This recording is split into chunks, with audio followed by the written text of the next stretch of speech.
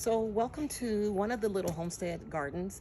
Today it's a pretty nice day today. I think it's about 63 degrees and I'm out at the garden playing with the compost a little bit here. I'm going to be adding a little bit of amendments in here still. This compost is not ready, but we hope to have it ready for spring. We're still adding to it. When you're adding, it's still okay to put in things. Right now that's banana peels that are already decomposing. It is important, whatever you're putting in, you want to just kind of bury it, and keep this nice and moist. There's some good decomposition going on in here. And we're probably about through adding to this batch. There's 2 of them over here. And we also have some wood chips. These are all of the things that we use for our garden bed. We use the no-till method, basically, and we always make sure that we have our own compost. We'll add in some of the compost we usually use from some of the box stores that my husband purchased, and we'll be adding that too. We have wood chips over here that we use, Epsom salt, coconut coir, usually bone meal and blood meal, and a lot of oyster shells as well.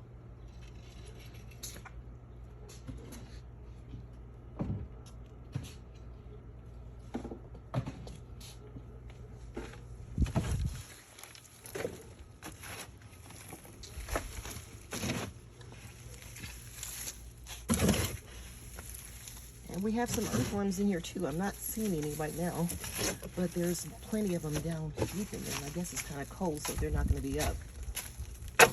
And this we'll probably wet this really good again. One of the sunny days this week. We'll wait for a nice warm day, and we'll mulch it and turn it over and keep this going. And for now, I want to go over and take a little tour of what's still growing in the garden, even though it's winter. We have some life plant going on still here. A little bit of yarrow right there.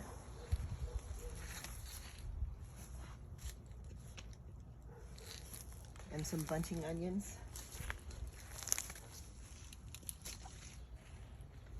And we have sunflowers just still popping up. Ashwagandha, it's doing really good. And this one is called the toothache plant that's in here. It's doing really well. And I came to actually collect some calendia flowers to dry them out. Still drying these as we come. As long as you keep cutting these off, they'll keep blooming. That's the good thing in Las Vegas. A lot of these grow and continue. I don't like to take them all because I know that I have the birds here and the bees, and I want to try to make sure I share. So I'm not going to take them all. And this is what I have for now. And so we're going to take one more stroll over to the garden beds. My husband just took the covers off some of them just to see what they're doing.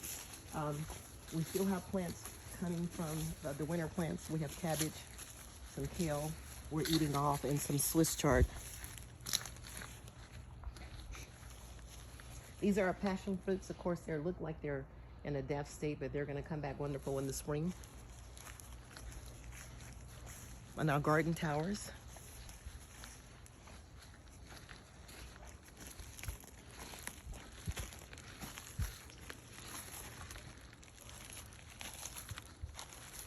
And this is our cabbage and our kale.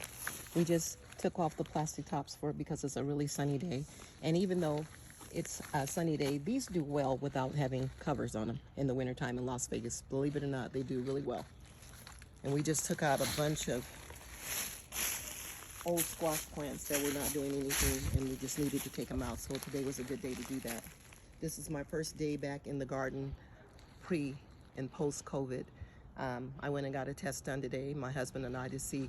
This is 21, I believe we're at 20 days now, just to make sure everything is good. I tested positive. It came down with symptoms on the 5th of January, and then I tested positive, I believe, on the 10th or the 12th. Been taking all my herbal remedies. I had a couple of days that were really rough. Thank God for prayer and family and laughter and lots of God's herbs. And I'm doing well. So I tell anyone that's going through that to please stick with what you know and let your faith you know, hold on to your faith. Look how beautiful that kale is looking. This is Lacentino kale, or dinosaur kale. I have some collards in the background, and I even have some nebula carrots, black carrots right here. They're beautiful in there. I have some wild dandelions in there too, so we're gonna keep all that going. We still have some mustards covered in this one, and they're doing fine. Brown leaf mustards. And then there's Swiss chard in both of these garden beds. And there's fennel in this one.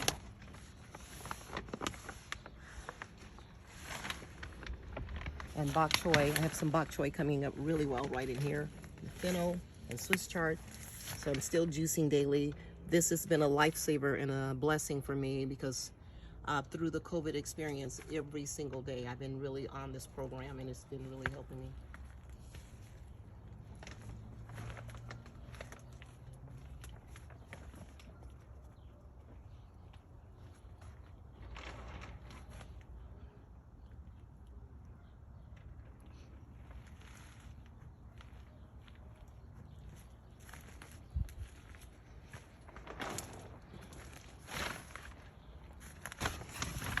So I'm taking a peek, and this is last but not least, one of my most valued possessions is my herb garden. In here, there is a menagerie of plants: oregano, marjoram, fennel, lemon balm, parsley, sage. The tarragon did die down, and it will come back again, and I'll reseed that as well. But this is where I took a lot of my herbs from, and I'm still using it. I do keep this a little bit more covered and protected because the nights do get low, so we do have to protect it. And that's about it in our herb garden today.